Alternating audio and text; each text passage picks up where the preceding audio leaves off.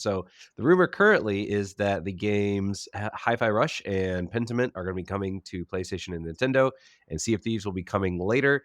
However, Phil Spencer did say that they will be discussing their vision of the future of Xbox, and they're going to be talking about it on the Xbox podcast, which is going to be tomorrow. You can watch it on the official Xbox YouTube page, and it's going to be hosted by Phil Spencer himself, Sarah Bond, the president of Xbox, and Matt Booty, the head of Xbox Game Studios.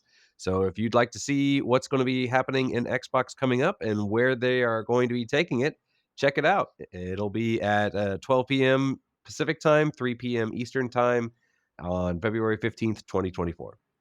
That is interesting. I saw that story about the future of Xbox. I also saw another story, you must have seen it as well, Adam, that Phil Spencer came out and said, yes, we're still going to be making consoles for the foreseeable future after people were worried. I think we talked about it on the podcast as well, that potentially maybe, I think I've also speculated that Microsoft might be getting out of the console game. I believe it was last week's episode where you said, hey, it just might be a dongle plugged into your smart TV.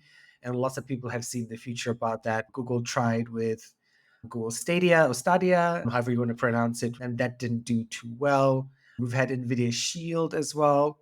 But then it also might just come down to being an app. So what's your take on that recent announcement of them saying we're still going to be making consoles?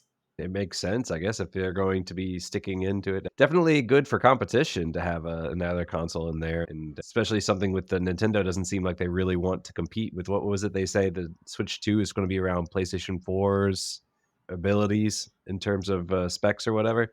Yeah, having something in their console space that is able to compete on the same processing level is definitely going to be a good thing. But yeah, it'll be interesting to see where they go with that because part of the console is, yeah, you want to have exclusives. And now it does make sense that they're going to be using some of the smaller exclusives. Something like Halo, I would never expect to see on a PlayStation. Something smaller like Hi-Fi Rush makes a little more sense. But yeah, makes sense to me that they would want to stay in the game. Yeah, no, I'm surprised because we know from the Switch 2, there was much greater ambitious plans earlier. Yeah, it's going to be 4K in your handheld, right? And you look at the Asus ROG Ally, you look at the Steam Deck. Steam Deck is just like literally slightly above 720p, and 720p is when Adam and I were in university. So it's interesting, like, why not go the app route with the NVIDIA's GeForce Now, where it's just an app and most smart TVs have it, or most smart TVs run Android, where you just download it from the Google App Store, and then you're just streaming games to your computer, and you have the software built into Android. You can play with a Razer Kishi or some other controller, and then you've got your system. So it's I don't know. It's interesting. I have a feeling that we're all going to be surprised whatever the announcement is going to be. I would imagine there's going to be some AI thrown in there as well, just to keep with the times and what's going on at Microsoft, but we'll have to see. Yeah.